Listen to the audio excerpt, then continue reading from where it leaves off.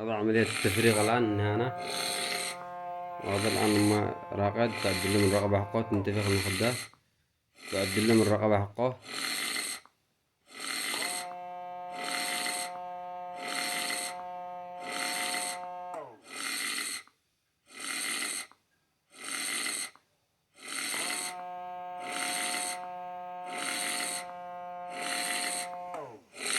وهذا عملية التفريغ.